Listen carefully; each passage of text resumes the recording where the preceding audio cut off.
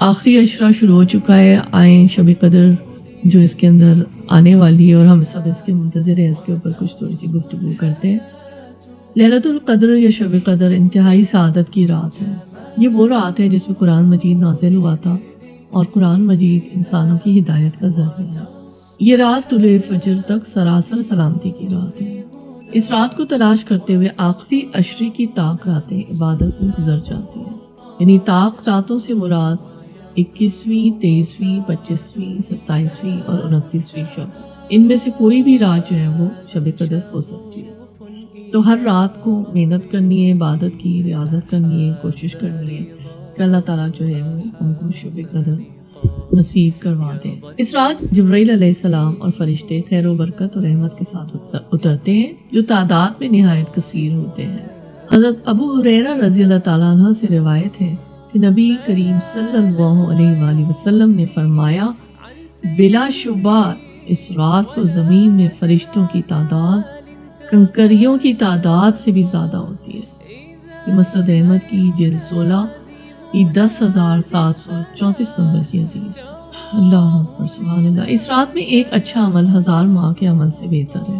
حضرت انس بن مالک رضی اللہ تعالیٰ عنہ سے روایت ہے کہ رمضان آیا تو رسول اللہ صلی اللہ علیہ وآلہ وسلم نے فرمایا، یہ مہینہ جو تم پر آیا ہے اس میں ایک ایسی رات ہے جو 1000 مہینوں سے بہتر ہے۔ جو شخص اس سے محروم رہا وہ ہر بھلائی سے محروم رہا۔ اس رات کی سعادت سے صرف بد نصیب ہی کو محروم کیا جاتا ہے۔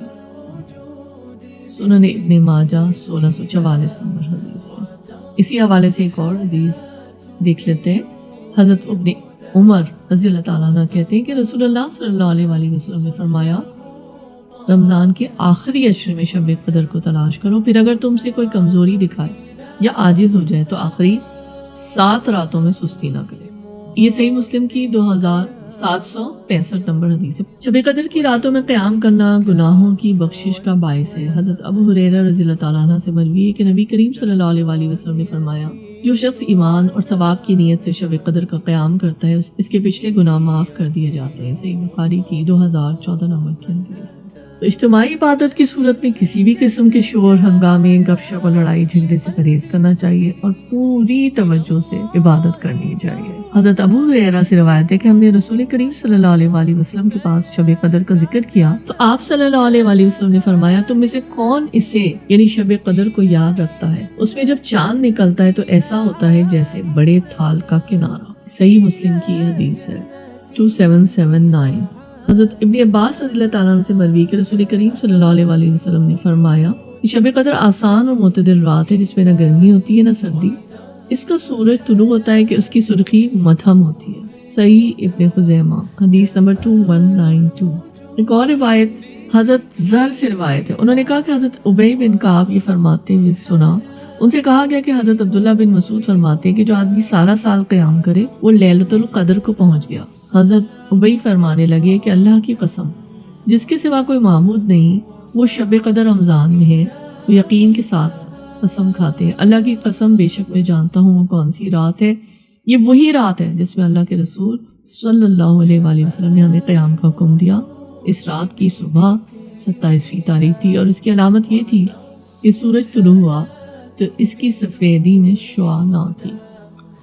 ام المومنین حضرت عائشہ کہتی ہیں کہ میں نے پوچھا، اے اللہ کے رسول صلی اللہ علیہ وآلہ وسلم، اگر میں شب قدر پا لوں تو اس میں کیا کہوں؟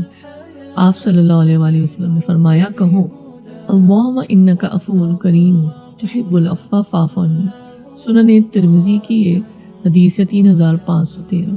اے اللہ تو معاف کرنے والا ہے، کرم فرمانے والا ہے، معاف کرنے کو پسند کرتا ہے، بس مجھے معاف کر دے۔ اب کرنے کے کام لیلۃ القدر یا شب قدر پانے کی ہم تمنا رکھیں، خواہش رکھیں اور اس کے لیے کوشش کریں۔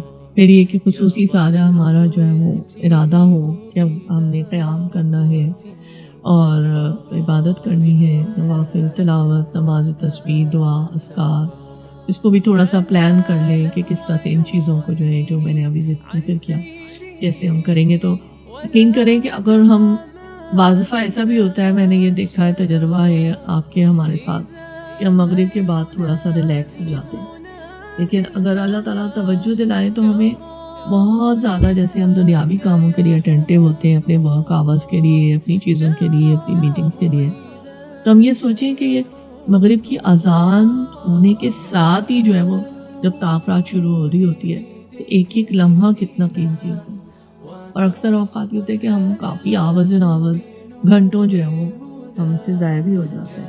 تو ہم ایک ایک گھڑی جو ہے اس کی جو ہے ایک ایک سیکنڈ مطلب اپنی توجہ تو پوری رکھے نا. پھر ظاہر ہے کہ دنیا کی جو ضروریات ہیں وہ کام وہ تو پھر کرنے ہی ہوتے ہیں، لیکن یہ کہ اپنی توجہ اگر ہوگی تو انشاءاللہ پھر ہم وقت کو ضائع بھی نہ کریں گے. پھر اسی طرح اپنے جو فیملی ممبرز ہیں ان کو بھی اپنے ساتھ شریک کر لیں، ان کو ترغیب دلائیں کہ اس سے فیض حاصل کریں. اللہ تعالیٰ ہمیں اس کا اجر و ثواب جو ہے نصیب کرے. آمین ثم آمین. وما علینا الا البلاغ.